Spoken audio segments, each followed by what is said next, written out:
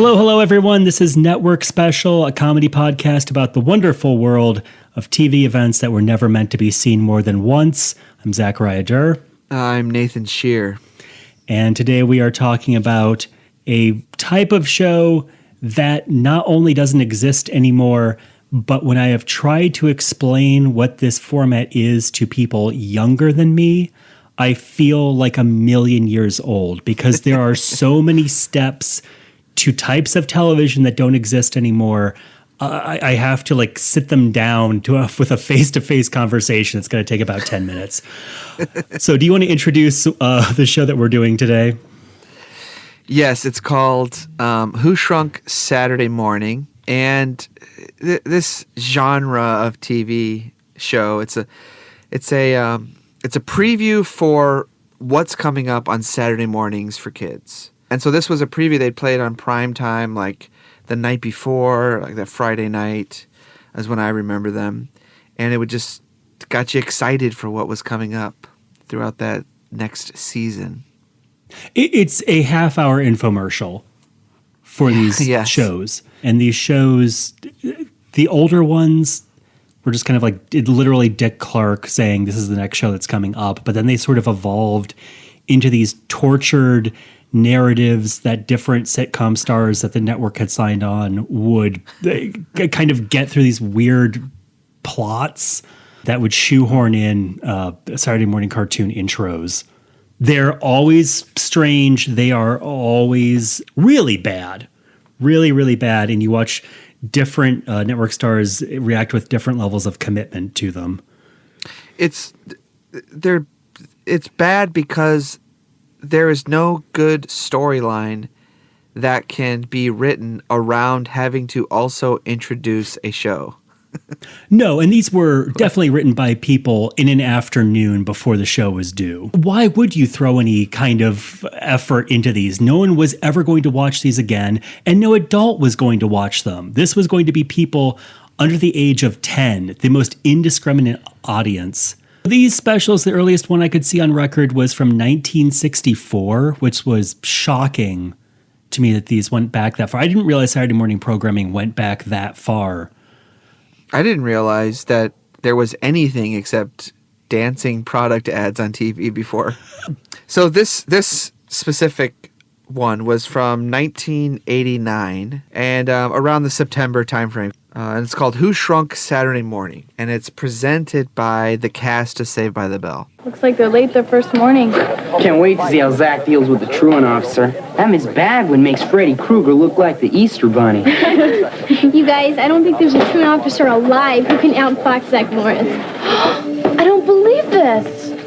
Hey, how'd they get on TV? I don't know. We left Zach at Screech's front door. And the only reason this is called Who Shrunk Saturday Morning is because Honey, I Shrunk the Kids had come out that summer, and they couldn't get the rights to Batman, so this was the second biggest kid-friendly movie they could shoehorn and stranglehold into this thing.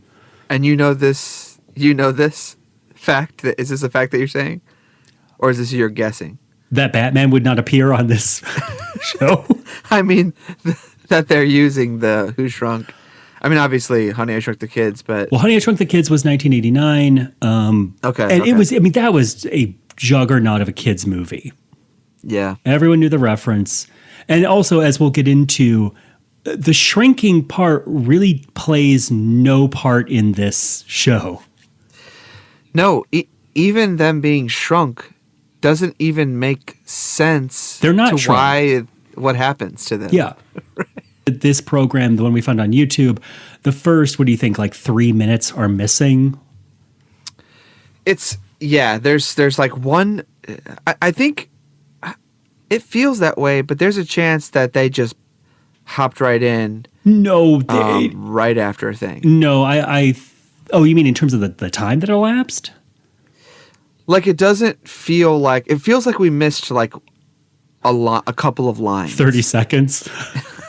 Not that much. Because, not that much? Okay, well, what we're missing apparently is Zach and Screech are together. Zach goes to Screech's house and steps in front of Screech's shrinking ray.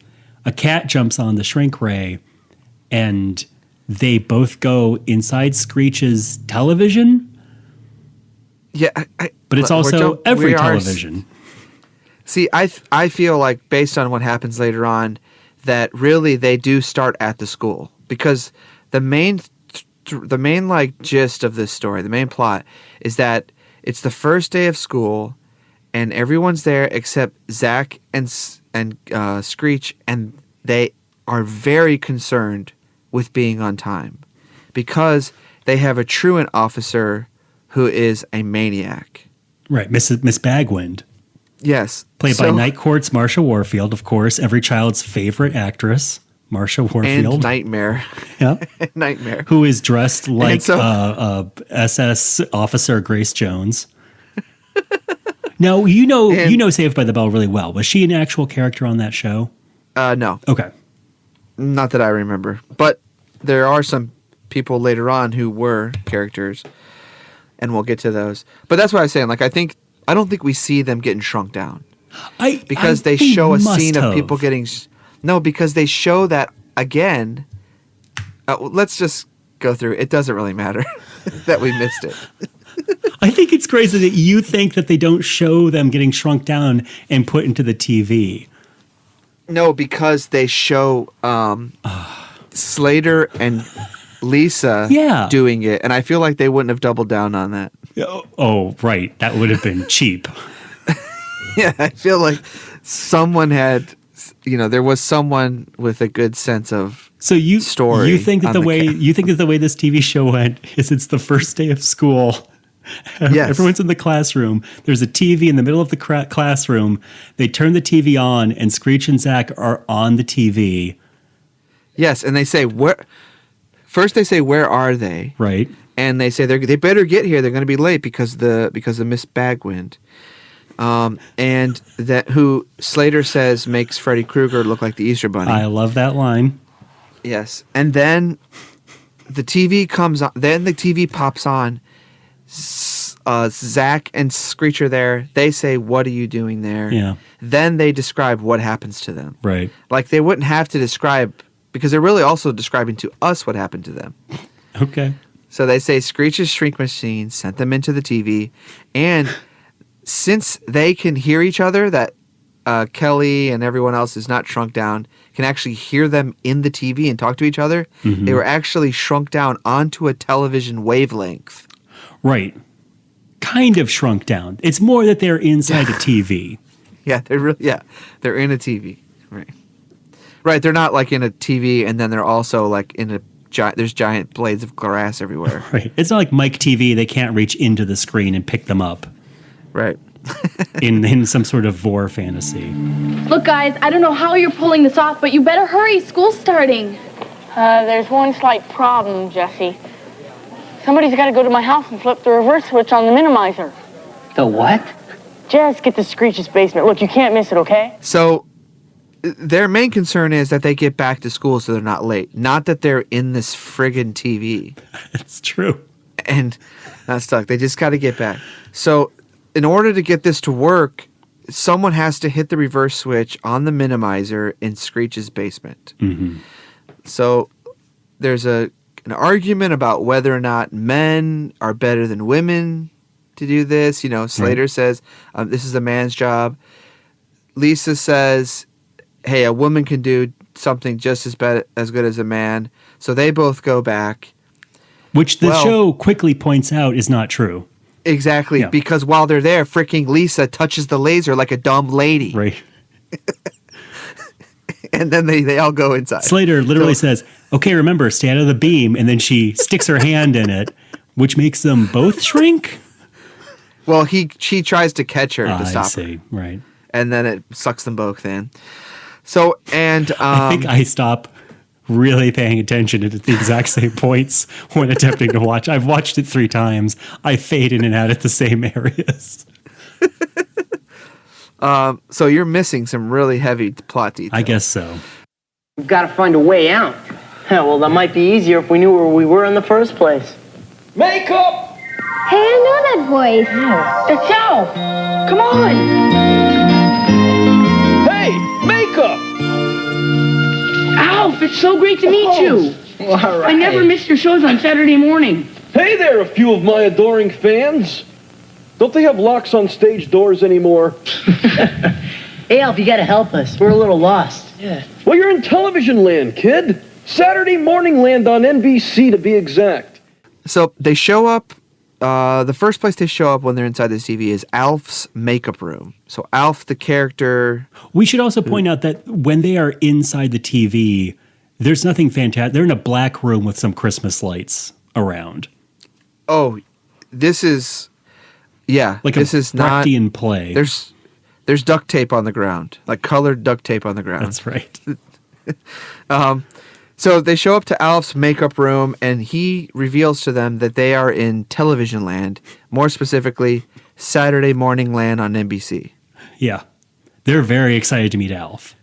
Mm-hmm. They're falling all over themselves to meet Alf. Screech especially. Screech only references his Saturday morning cartoon. Gordon Shumway. Not the incredibly successful live action show. Right. So they get to him. He tells them where they are, and then he talks about his. I'm sorry. Yeah. Do you know how we know that it's Alf? Because it says Alf really big. There's a big right? neon sign over his head that says Alf. It was clearly made for something else. They did not build that sign, this neon sign, for this dumb special. And do you think that they saved that sign? Yeah, you don't throw that sign away. Or Paul Fusco, the puppeteer, had it over his bed. Oh my god. Famous maniac, Paul Fusco. Well, and the joke is that Alf is like a really what do you call it? He's like a blowhard. He's like an egotist. Yeah, and he's like he always needs I makeup. I need my makeup. Right. It's like, but that is, from what I understand, no, that's like really the puppeteer is really like yes, that. that is genuinely his personality. My adoring fans, isn't there a lock on the door? The writer is just you've been. We're doing this whole podcast so I can do my Alf impression. Yeah, the writer was just writing down quotes from Paul Fusco. Yeah. So then there's a little back and forth, nothing that advances the story, except that he introduces, hey, I have this new TV show. Season 2 of Alf Tales is back. Season 1. Season 1. This is the first season, yeah. And then my dumb cat Rover bumped the machine, and whammo, we end up here. Like I always say, the only thing a cat's good for is lunch. Look, unless we find our way back, Alf, we could get kicked out of school. Yeah, and then our parents will really ground us forever. Yeah. Yeah, I hear you, kid.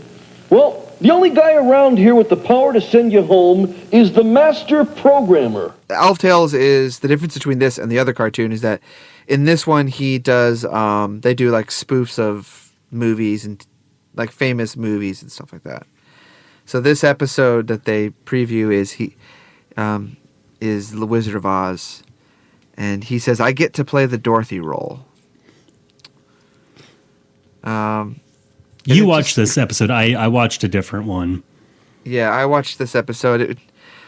Some of the notes I took, and these are quotes from him, not my words. One quote is, I can't even score in my dreams.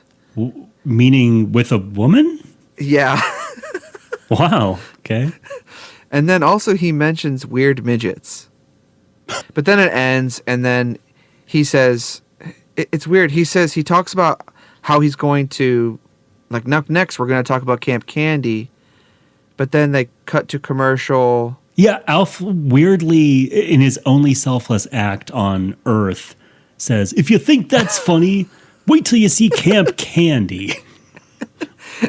And then when we come back, he doesn't bring up Camp Candy again. No, he walked it back. Yeah, but this is where they reveal, by the way, that Screech's cat Rover bumps the machine, which to me the only reason why we know that is really so that Alf can make a cat eating joke. Right.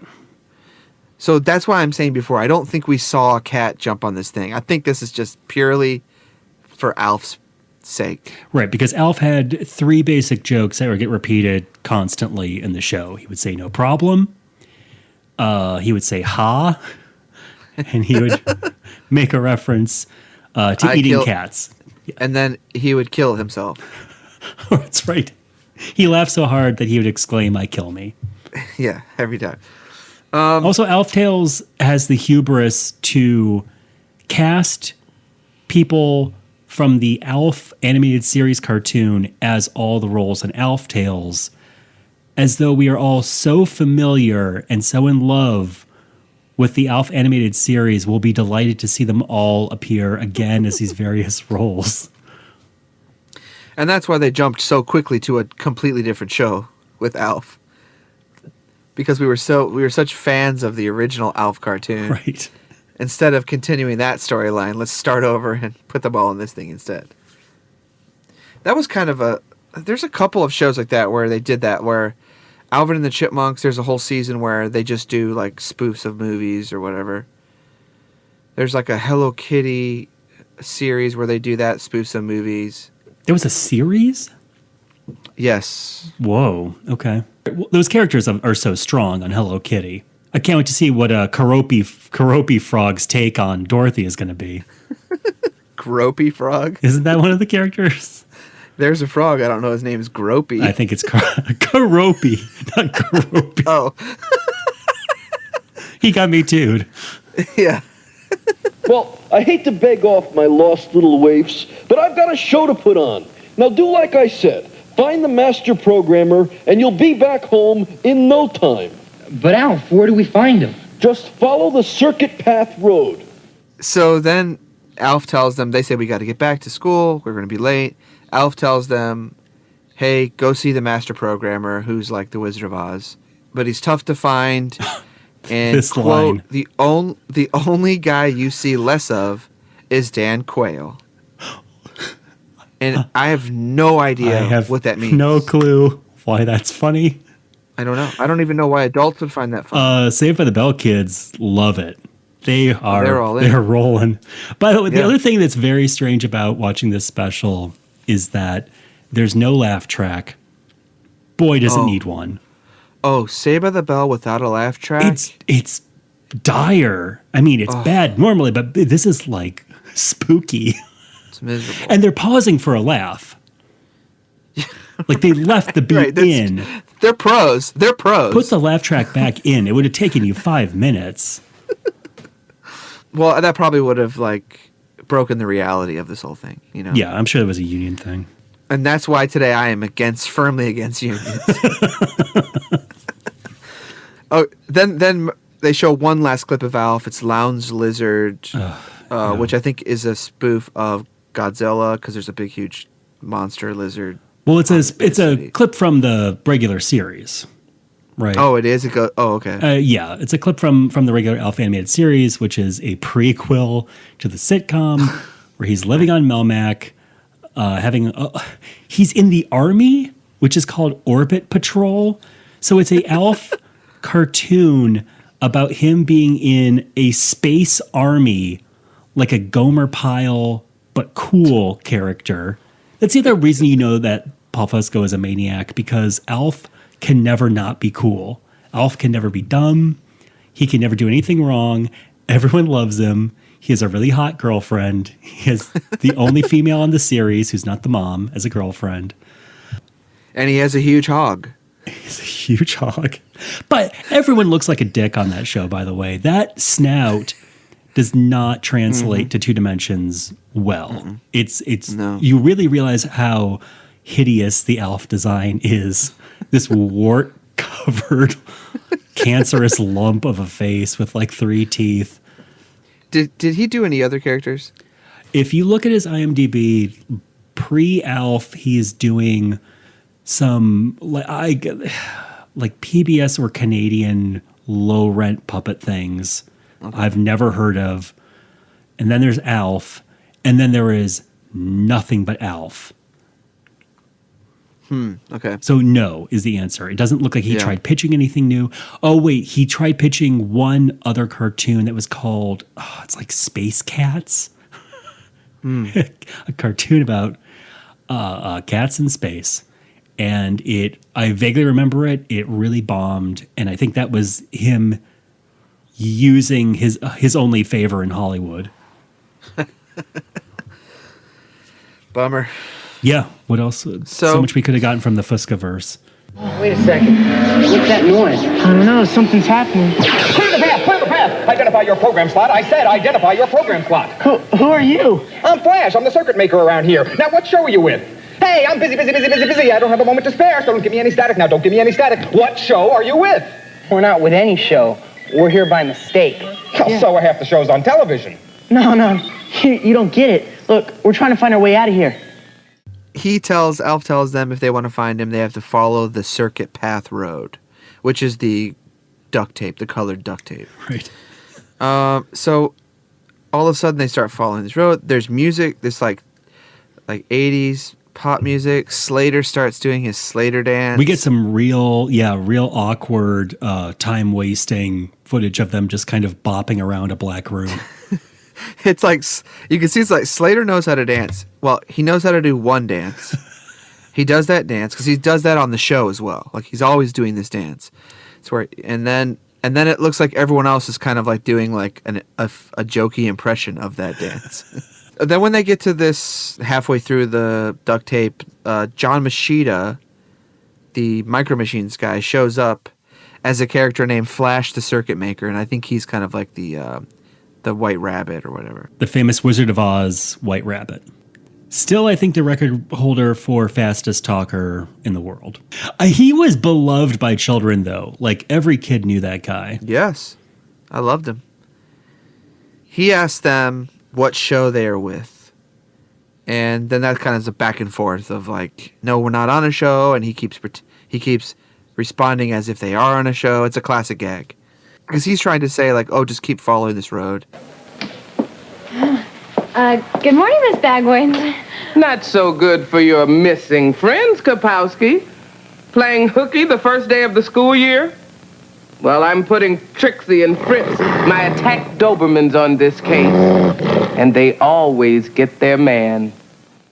They cut to back to the school, where now they're in a different room, and I think they've moved the TV into this other room. Like they're bringing the TV all around the school, like the people who aren't in it. That's Kelly and Jesse. And then this is when Mrs. Bagwin shows up with her 2 attack dogs, which is like, I used to teach. There's no way that they would allow the dean to have attack dogs. I'm sorry. Well, she's the, not the parole officer. She's a truant officer. Truant officer. Truant officers always have 2 big Doberman pinchers with them. Okay. We didn't have one of those at our school. That, budget cuts. Mm-hmm. But yeah, Miss Bagwin, if you haven't figured out the joke, it's windbag backwards, right? Mm-hmm. Great for me. I didn't figure it out until I typed it out. It's not like she can't stop talking. No, she's not really a windbag. In the world of Saved by the Bell, yeah, Jessie is played by Elizabeth Berkley, showgirl Elizabeth Berkley.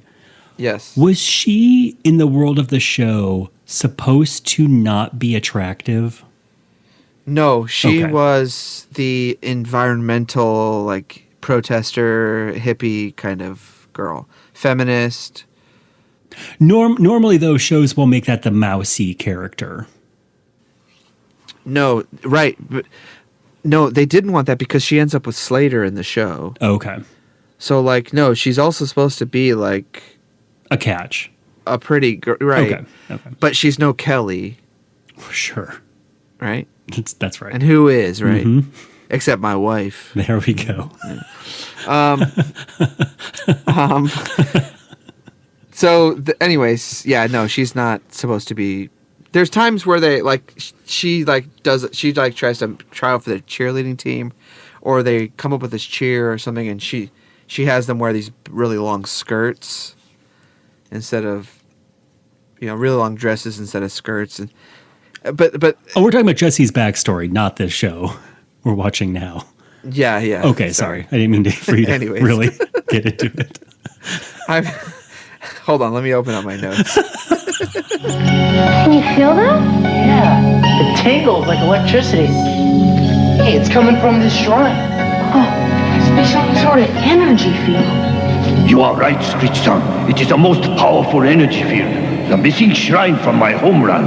Hey, that's Mr. Miyagi from the Karate Kid. Right again. So anyways, back to the show. So they get they cut away from the attack dogs after they, she gets really excited about unleashing these dogs on Zach and Screech. They cut back to them in the TV land, and now they found this Japanese shrine. Oh, God. Yeah.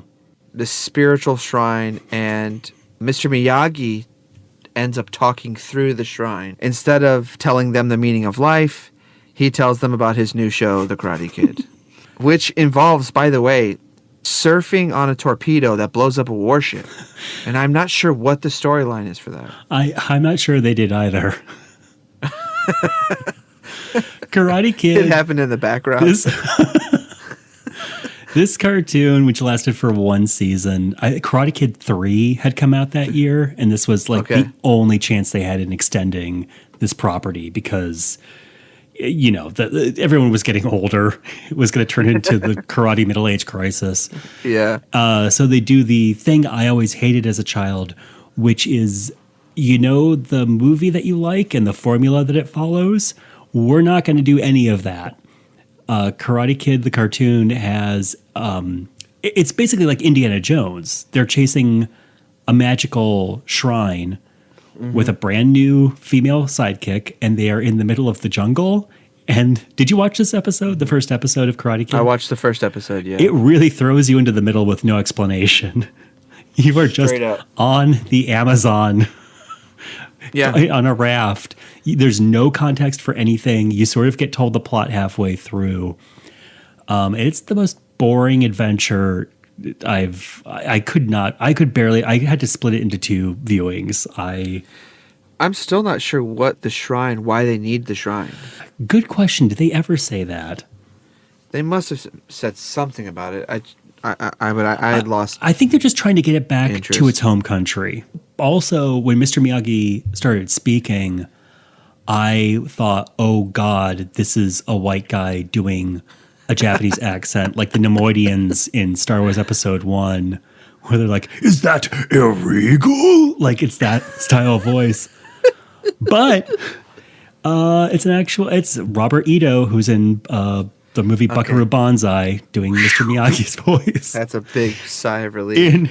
In the cartoon's credits, it says Pat Morita as the voice. I think he's only doing the introduction narration and then grabbed his check and took off. They got him for the very, very beginning of the show and then shoved it onto another Asian actor and told him to really Asian it up. When they got cut back, he tells them they're on the right path. I wasn't messing around. Hey, I wasn't messing around. I can't Guys! We've lost Lisa. What? Oh, now look what you've done, Preppy. Me? Great, good one. You guys, I'm fine. Come on over. Don't be afraid. I'll stay right here to guard the path. Whoa. The kids in the TV. And so they keep walking. They find a door, and they walk through it into Smurf Village. And they're now in Smurf Village. Yeah. And Lisa says, oh, this is Smurf Village. And then Slater says, oh, look over there. And when you look over there, it's the trailer for the show. It's not even on a screen or anything. He just says, look over there, and then we start watching the show. Yeah, they're in TV land. And it's Papa Smurf telling them about their new adventures. One thing I noticed about a lot of these shows is when I watch the little trailer that they show, it really I think of it fondly. The shows really are like the music, like everything, like oh man, I want to watch these. I felt like I wanted to watch the shows. Oh yeah, and then I watched. I did not have that reaction, but okay. But it's just because I felt like a kid again. I felt like because I watched Alvin and the Chipmunks, I watched the Smurfs, I watched all these shows when I was a kid, so I felt that nostalgia. Yeah, you get much more nostalgic for that stuff than I do. Yeah, I mean, it always fails me. It never lives up to the feeling. But did you like the Smurfs? I did, and I think I liked the music most of all. Like a lot of the cartoons, when I watch the cartoons, they're so boring, but I like the music a lot. Like He-Man and Smurfs, Alvin the Chipmunks. I like the background music. It's having lots of. You like those TV libraries of music because it's not like it had things composed for them. It was just them. So the Smurfs was largely like classical music. No, it was all variations of the theme song. It's the nicest looking cartoon, that's for sure. Yeah. I found it one of the least irritating. Some of these cartoons are incredibly grating, especially the voice acting. Oh, like Camp Candy. Oh, God. Well, we'll get to Camp Candy. Yeah. So Smurfs, it's like a. We know what the Smurfs are. But I mean, the season they're in, it's a special like time travel one where they go. It's like dinosaur Smurfs, which is like a new chapter in the Smurf saga. Hey, I've heard about this. This is one of those new shows on NBC Saturday morning. That's right, and we're still on the right track. Oh, hi, campers. How you doing? Hey, it's John Candy. Very good. I just got here myself. You're just in time. We're going to go on a water skiing trip, and then we're going to play a little volleyball and get a corn roast happening, tell some ghost stories. Right. You know, John, I'm sure we'd all love to stay, but see, the problem is we're due back in school at any minute. That's right. Oh, I catch your drift. Sure, work before pleasure. Yeah, so they come back from that. Then they keep walking. And now they found their way to Camp Candy, and John Candy actually shows up in the show. My jaw dropped. The real John Candy. Whenever John Candy walked on, I couldn't believe that they got him to do this. He does the voice in the cartoon. He does the voice, which means you go in for an afternoon and you sit in a sound studio and you're like, oh, look over there. But it doesn't mean you have to like show up and hit marks and do lines. Well, you don't think that's contractual? I'm sure he didn't insist on doing it. Hey, I hear you guys are getting a preview together. I'd love to be a part of the cast. Great John Candy That's impression. My John Candy. Hey, I'm Uncle Buck. Hey, you Weisenheimer. It's Chicago. So he tells them about the show. He pulls out a map. They look into the map, and the map shows the trailer. Yeah. John Candy also, I should say, trying harder than he ever needed to try to do this part. He's genuinely charming. He's doing such a good job. He's great, and it makes me feel worse that he was really trying to nail this part. He even did like when they cut away to commercial. He did the bumper. Yeah, he did like a funny gag or funny for this show. Like he really went for it. Yeah. Right? So Camp Candy is this one almost ruined me. Miserable. The theme song alone, holy cow. The theme song, so weird, written by Harry Nilsson. Really? So this is Harry Nilsson like in his like most beginning of the end. No, not the beginning. We're in the middle of the freaking We're halfway through the end. It is bad. It's a very strange like carnival calliope type of song, which I could see working if Harry Nilsson sings it. It's John Candy singing it, so it doesn't work. And it's also a very odd theme song for a relentlessly mediocre and predictable cartoon that it's so ugly, it's so unfunny. The voices are like hearing nails dragged across a slab of marble. I couldn't take it. Which episode did you watch, by the way? I think I just watched the first episode of season. Oh, actually, I don't remember. I think it was the first one. He tells the story of. It's the classic story of camp where like this like rich mogul wants to tear it down. Or is that every episode? That's every. Excuse me, that's every episode. Okay, never mind. I don't know which one I watched. It seemed like it was new because he was introducing his relationship to like the fact that he liked that girl and the fact that the nurse liked him. And this thing was on for 3 seasons somehow. That's how cheap it was to produce Camp Candy. And it's hard to find season 3. It's hard to find season 3, but there's an episode that has Dave Thomas from SCTV doing a voice. Mostly he is doing a Bob Hope impression. Bob Hope is driving a golf cart around with Gerald Ford in Camp Candy. Oh, in the show? In the show. You might think that would be the opportunity for some funny stuff. It's not. And it's John Candy doing the voice, and it's so charmless, and you feel so bad for him. But I also know John Candy famously in a really bad marriage, and I think I've heard that he would take any job just to get him out of the house.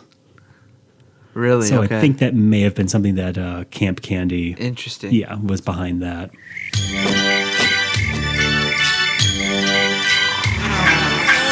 Bites, the bee bites, the bark of the tree bites, the quietness of darkness, the stories told by firelight, the long nights, the food fights, a summer made of memories at Camp Candy.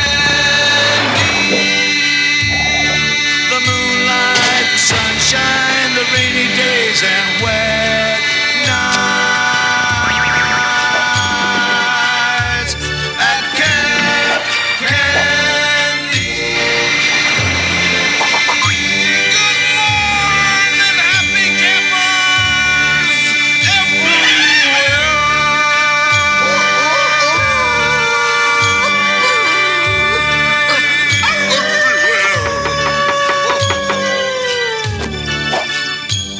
So they cut back from the trailer of Camp Candy, and they're saying, hey, we got to find the master programmer because we got to get back to school. He tells them that, watch out, the master programmer is in a bad mood. He's still missing one show for the new season. Yeah, what a tease. When they come back, they show up to a crossroads, and there's like a huge sign with directions, like there's like 10 different directions on it. And it was all different TV shows from NBC. And I saw on there Cosby Show, Cheers, Unsolved Mysteries, Alf, Night Court. I think those were the shows I saw on that Crossroads thing. Yeah. Which I don't understand why that is there in Saturday morning land on NBC. Well, I think they're in television land, right? Not Saturday morning land. Yeah, but remember, Alf says specifically you're on Saturday morning land on NBC. Okay. So maybe they went off the beaten path. Oh, this is great. Now where do we go? I say we go this way. Oh, no. I say we go that way. Oh, yeah, sure. And we probably end up on a love boat. Uh-oh. We've got company.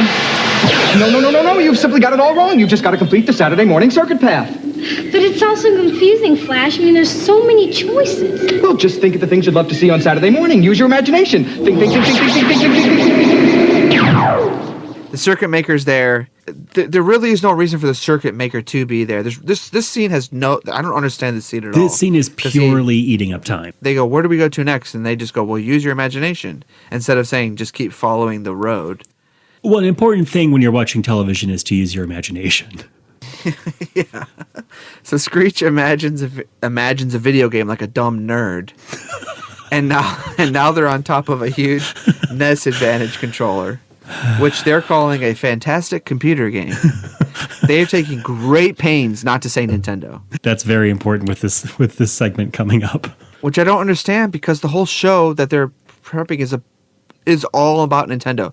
They're previewing Captain N, the Game Master. Well, I know why they can't say it. Why is that? Well, the show, Captain N, the Game Master, great title, not a mouthful at all. This show was supposed to be called Captain Nintendo, but in 1989, parent groups were cracking down on cartoons that were just glorified toy ads. Okay. And so Nintendo said, we can't have this specifically be about Nintendo. It's going to be taken off the air immediately. So they had a feature in Nintendo Power Magazine called Ask Captain N that one of the editors wrote. They took that concept without apparently paying that editor or having him as a consultant and called the show Captain N, the Game Master, which is why you never hear Nintendo mentioned. You never see Mario, but you sure see a lot of the accoutrements of Nintendo. Captain N has a big power pad as a belt buckle.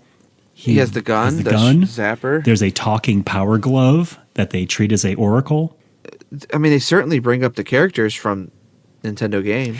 They certainly do. They certainly don't look like the characters from Nintendo games. Mega Man looks like they do. King Hit. King Hippo. Well, yeah, I mean, King Hippo. Mega Man. Mega Man looks like a sidekick from a Christian anime. Simon Belmont doesn't look like Simon Belmont. And he's got an insane voice. It's like, Mega Man. Yeah. Kid Icarus sounds like a Bronx toughie. Yeah, that's right. And then there is one woman who is a princess in a midriff dress and one of those pants where it's only the crotch and the butt being covered. What's her name? Princess? Oh, I feel like she's from a game, and is she? I can't remember. But then, yeah, and the land is called Fantastic Video Land. Princess Lana. Princess Lana. Okay, exciting show. Oh, and also with Mother Brain played by Levi Stubbs doing an impression of Little Richard. Unless Levi Stubbs is also Little Richard. Levi Stubbs did the voice of Audrey 2 from Little Shop of Horrors. Oh, that's right. Okay. That's why he sounds like a crazy drag queen. And he was also one of the lead singers for the Four Tops. That was his big claim to fame. I miss him so much. Me too. Me too. I know how you guys feel. And even though we miss Cookie Chomper very badly. Cookie Chomper the third. Yes, the third. And even though it hurts right now, one day we'll be able to remember all the good times we had together. Slater and Screech want to play the game more, but everybody say, no, we have to hurry off to find the master programmer so we're not late to school, and end up in the Chipmunks neighborhood. We cut to back to the school. Kelly and Jesse are there. They're talking to them like, hey, where are you guys? Oh, hey, we're in the Chipmunk neighborhood. Kelly and Jesse don't ask any questions. Well, Jesse says, I love the Chipmunks and their music is terrific. Yeah, absolutely. Then they start showing a trailer for the show. And it's just basically a music video of the Chipmunks singing. And Mrs. Bagwin shows up. And Kelly and Jesse, to pretend like they weren't talking to Zach and Lisa and Screech, they grab a flute and an upright bass in an effort to trick her. Miss Bagwin's not impressed. She doesn't like the Chipmunks. But we should talk about the Alvin and the Chipmunks, because the episode that we watched... This made me furious. It was brutal. It was like season 7, first episode of season 7 or something. This is opening season, the opening shot. And the boys... Can I explain this? Because I really got upset about it. Yes, please do. Okay. Please do. Well, first of all, I had just watched some random episode from this year on YouTube. It's like the Chipmunks not getting along. They imagine what it's like to have their own rooms. I never really watched the Chipmunks. It's a cute episode. I was like, hey, this isn't bad. It's fine. It's the Chipmunks. I think that may be the best show of all the shows. I would agree. I think the Chipmunks and the Smurfs are the only two shows that I would not be gritting my teeth if my kid wanted to watch it. So that was all well and good. And then you told me you've got to watch the first episode of season 7. This episode, Chipmunks, they're all squabbling about something or another. They're all fighting over a toy. I will say the way the Chipmunks fighting is written is incredibly realistic to how children actually fight. They all go to bed. They're scared of the dark. Alvin is antagonizing Theodore. They hear something down the hall, and they're all afraid of it. And then when they see what it is, it's an adorable little kitten, little gray kitten. And whoever designed this kitten was told to make this as aggressively adorable as possible. Yes. They get the kitten. They love the kitten. They have to hide it from Dave because Dave is allergic to cats. Eventually, Dave finds the kitten. Simon, who is a Scientologist, tells Dave that, literally tells him, your allergy is psychosomatic. Convinces Dave that allergies are all in his mind and can be overcome with the power of thought. It works. Mm-hmm. Dave isn't allergic anymore. And we are then shown this montage of the kitten being adorable, the Chipmunks loving this kitten. I mean, this thing is being set up for 17 minutes of this 23-minute episode. And it's being set up like, here it is, your new favorite character for this show. This kitten that's called Cookie Chomper the Third. And you're going to love him. All the kids are watching this, and they're getting Cookie Chomper fever. They tie a big bow around its neck, and they put the kitten to bed. They've built it its own tiny little 4-poster bed. There's a scene that actually made me laugh, which is Theodore says, "I love you," and Simon says, "I love you" to the kitten. And then Alvin waits until they're asleep, and he leans down and says, "I love you most of all, but don't tell anyone."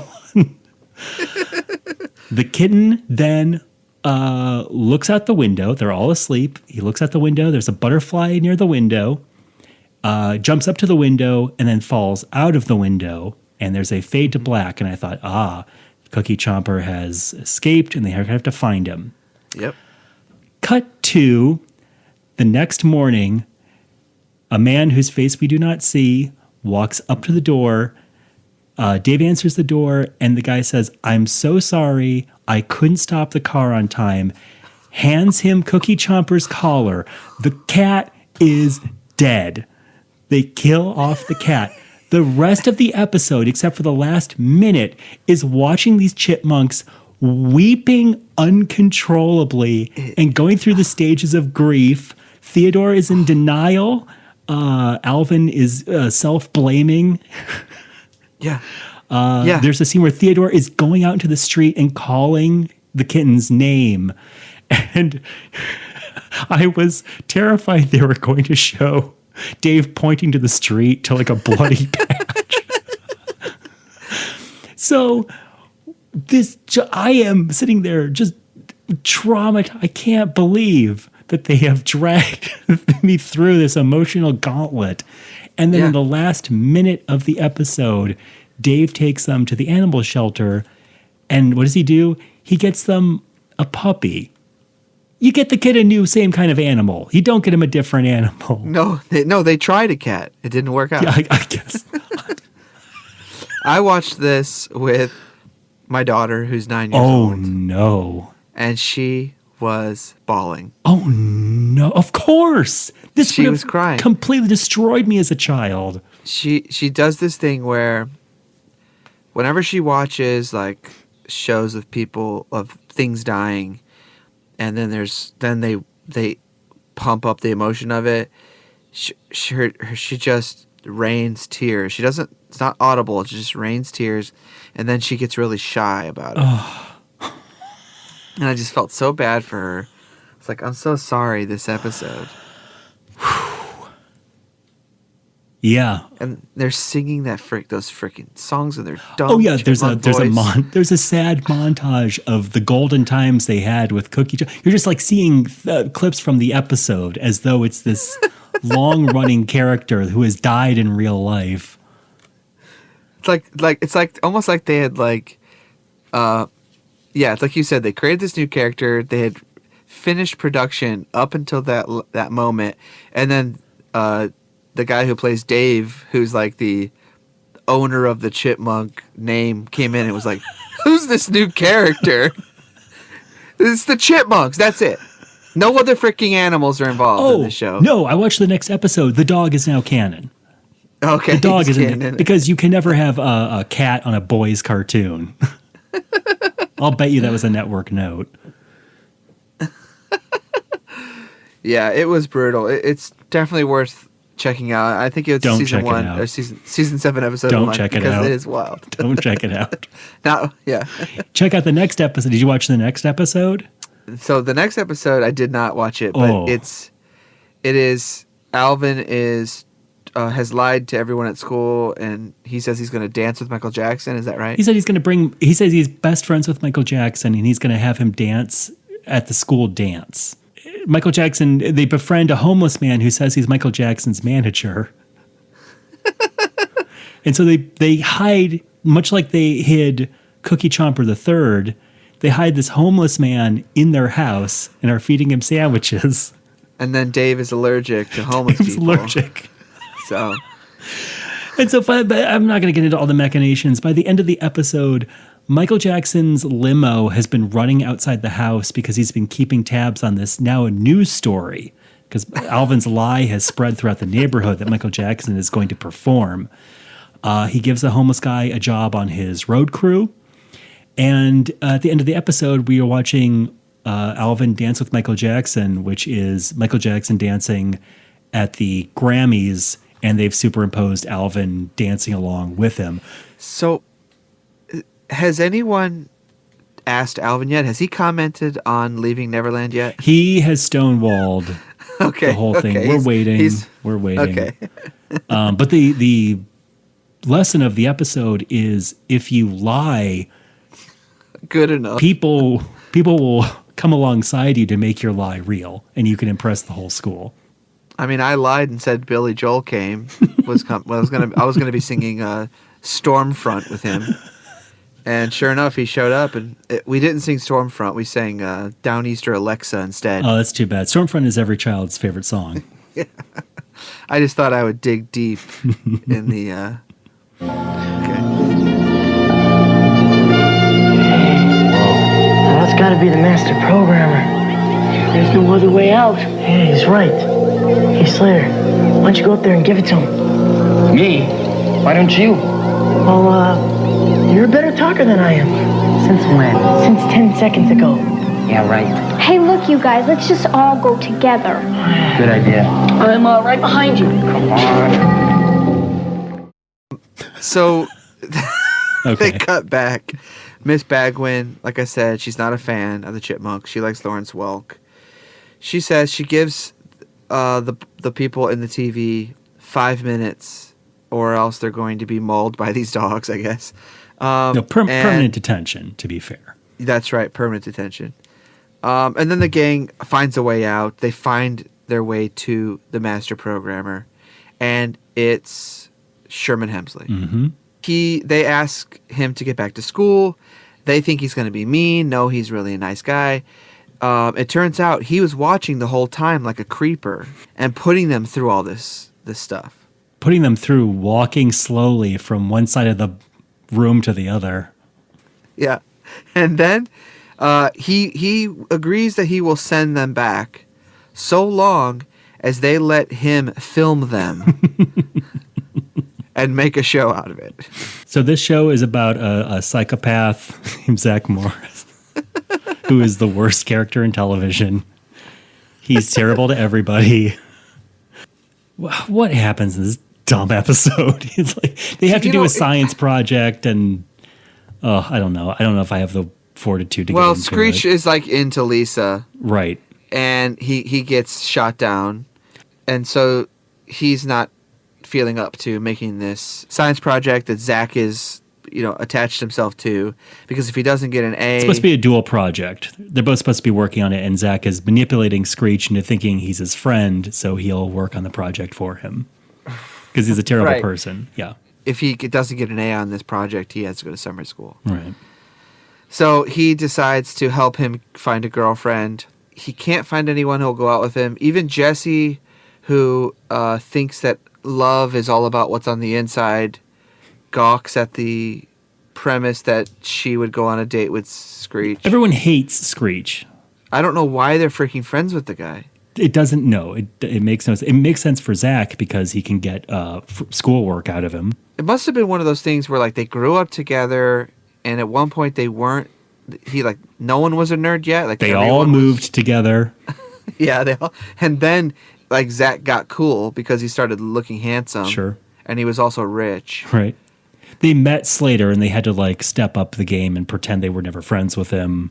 He just hangs on because it's like, oh hey, I knew some nerds like that who were friends with the cool people, but not really. So Zach ends up dressing up as a lady named Bambi, who he looks like a character from like Dynasty or something.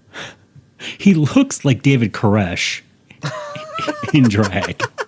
Yeah, so he shows up, he woos Screech. His intention is to kind of be like, oh, I will... First, he was never going to meet her, just on the phone with him. And then Belding made him meet her. It's so convoluted, we don't have to get into ridiculous. It. We're made to... So he is being a crazy person. He dresses as a woman to go on a date with Screech, so Screech will get over being so enamored with this girl that he's not working on the science project anymore. Yeah.